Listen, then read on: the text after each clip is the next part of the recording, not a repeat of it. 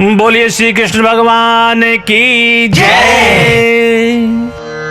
बोलिए विष्णु भगवान की जय। तो प्रिय भक्तों, कार्तिक महात्म के अंतर्गत सुनाई जाने वाली कथाओं में आज हम आपको सुनाने के लिए उपस्थित हुए हैं 31वें अध्याय की कथा। और ये कथा है महापापी धनेश्वर का सत्संग से उद्धार।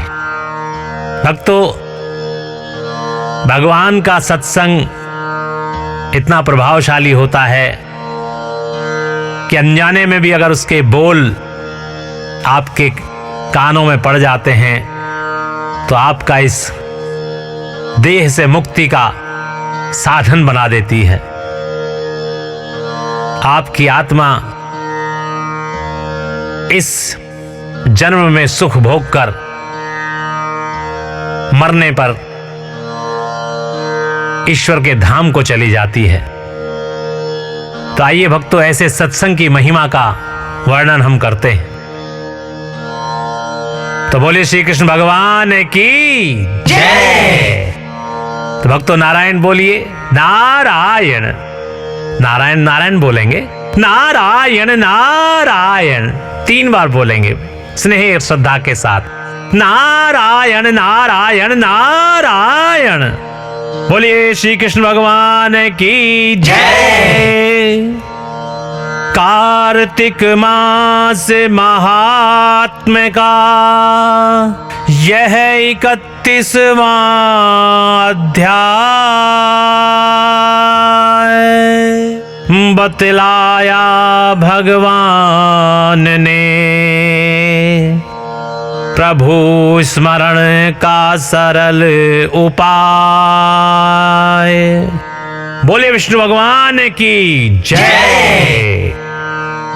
भगवान श्री कृष्ण आगे बताते हैं,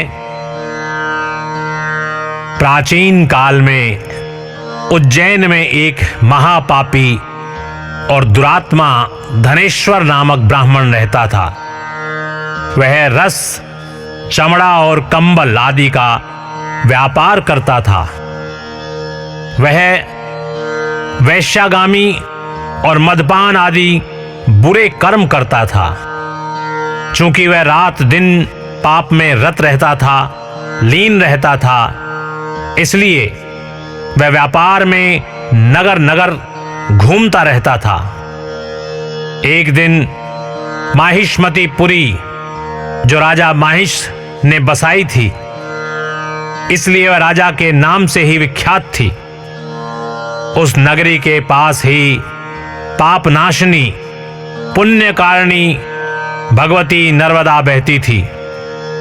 उस नदी के किनारे देश देशांतर से आए यात्री कार्तिक व्रत करने को कुछ दिन के लिए ठहरा करते थे।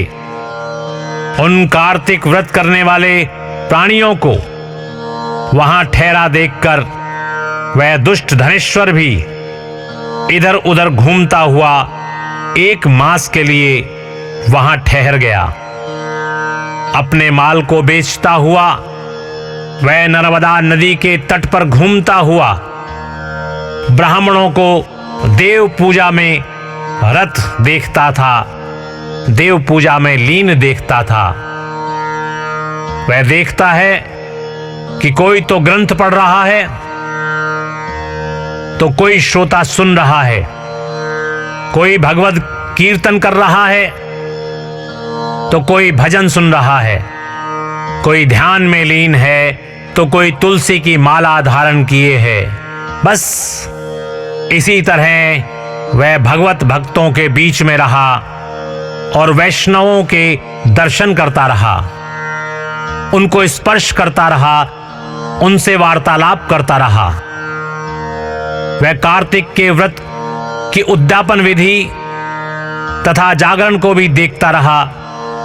उसने पूर्णिमा के व्रत को भी देखा कि व्रती ब्राह्मणों तथा गौओं को भोजन करा रहे हैं, उनको दक्षिणा आदि भी दे रहे हैं। उसने नित्य प्रति भगवान शंकर की प्रसन्नता के लिए होती दीपमाला भी देखी। त्रिपुर नामक राक्षस के तीनों पुर को शंकर जी ने इसी तिथि को जलाया था।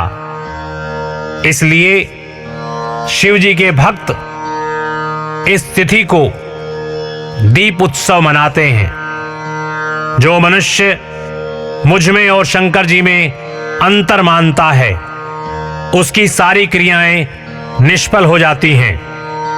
धनेश्वर वहां की पूजा विधि देखता हुआ इधर उधर घूम रहा था कि उसे काले सर्प ने डस लिया और वह भूमि पर गिर पड़ा। उसकी यह दशा देखकर वहां के दयालु भक्तों ने उसे चारों ओर से घेर लिया और उसके मुंह पर तुलसी दल मिश्रित जल के छींटे देने लगे। और जब उसके प्राण निकले तो यम के दूत उसे बांधकर कोड़ों से मारते हुए यमपुरी को ले गए।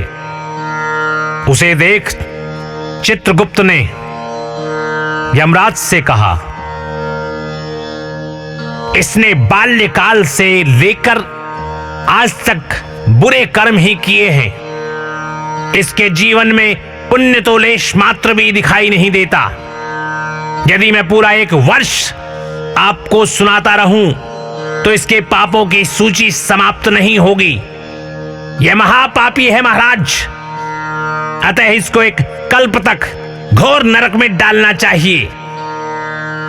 चित्रगुप्त की बात सुनकर यमराज ने बड़े क्रोध में आकर उसे अपना कालनेमी के समान भयंकर रूप दिखाते हुए अपने अनुचरों को आज्ञा देकर कहा, हे प्रेत सेनापतियों, इस दुष्ट को मुग्धरों से मारते हुए कुंभी पाक नरक में डाल दो। सेनापतियों ने मुग्धरों से उसका सिर फाड़ते हुए कुंभी पाक नरक में ले जाकर खोलते हुए तेल के कढ़ाई में डाल दिया। प्रेत सेनापतियों ने उसे जो ही तेल के कढ़ाई में फेंका तो लपलपाती हुई आग अपने आप ठंडी हो गई। जिस प्रकार प्रहलाद को अग्नि में डालने से वह ठंडी हो गई थी, यह विचित्र घटना देखकर प्रेत सेनापतियों ने यमराज के पास जाकर सब हाल कह सुनाया। यमराज भी आश्चर्यचकित हो धनेश्वर को अपने पास बुलाकर स्थिति पर विचार करने लगे। उसी समय नारायण नारायण का कीर्तन करते हुए देवर्षि नारद जी वहां पहुंचे और यमराज से कहने लगे, नारायण नारायण नारायण। हे महाराज, हे यमराज, यह ब्राह्मण नरक में डाले जाने के योग्य नहीं है, क्योंकि इसने अंत समय में कुछ शुभ कर्म किए हैं जो कि नरक यातना को नष्ट करने वाले हैं।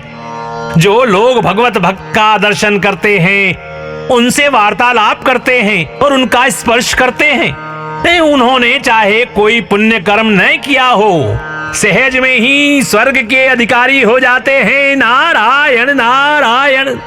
अतः धनेश्वर भी पुण्य आत्माओं के संग व स्पर्श से स्वर्ग का अधिकारी हो गया है। नारायण नारायण। अतः यह पुण्य आत्मा है, इसे यक्ष योनि दो और इसे केवल पाप भोग करने वाले नरक दिखा दो। भगवान श्री कृष्ण ने कहा। जब नारद जी ऐसा कहकर चले गए तो धनेश्वर को पुण्यात्मा समझते हुए यमराज ने दूतों को उसे नरक दिखाने की आज्ञा दी। बोले श्री कृष्ण भगवान की जय, बोले विष्णु भगवान की जय, बोले यमराज देव की जय। तो प्रिय भक्तों, इस प्रकार से यहां पर 31वें अध्याय की कथा महापापी धनेश्वर का सत्संग से उद्धार समाप्त होती है। तो नारायण बोलिए, नारायण। 2 बार नारायण बोलिए, नारायण नारायण। भगवान विष्णु को अपने हृदय में बसाइए, मन से, भाव से, हृदय से नारद जी की तरह प्रसन्न चित्त होकर बोलिए, नारायण नारायण नारायण। बोले विष्णु भगवान की जय। बोले लक्ष्मीपति नारायण की जय जय।